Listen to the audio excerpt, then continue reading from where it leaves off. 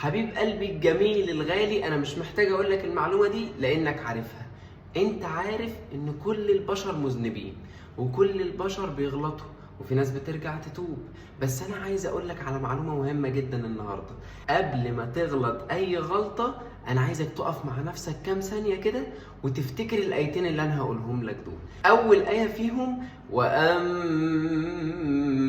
من خاف مقام ربه ونهى النفس عن الهوى فإن الجنة هي المأوى. وتاني آية: ومن يتق الله يجعل له مخرجا ويرزقه من حيث لا يحتسب ومن يتوكل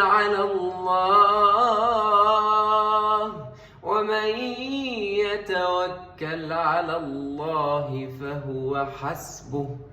وبس لما تفكر في دول والله العظيم هترجع عن اللي انت عايز تعمله اللي هي الحاجة الغلط، وبعد كده ارجع قول: حسبي الله ونعم الوكيل، اللهم اكفني بحلالك عن حرامك واغنني بفضلك عمن سواك.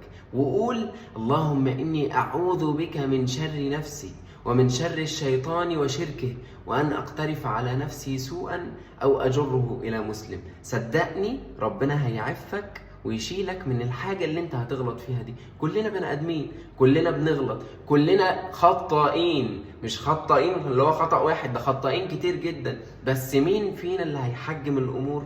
اللي قريب من ربنا شوية، اللي بيحاول يخش في طريق ربنا شوية، اللي ما بيحاولش يبعد عن طريق ربنا. حتى وانت بتذنب، حتى وانت بتعصي، افتكر ربنا وانت بتعصي. صدقني هترجع شوية ورا، هتتلجم شوية ورا، هتاخد خطوة شوية ورا، وربنا مع الوقت مرة على مرة على مرة هيعفك أصلا من الحرام وتبقى شخص مؤمن. ربنا رزقك بالإيمان ونور الإيمان في قلبك. ربنا يا رب يهدينا ويهديكم، والسلام عليكم.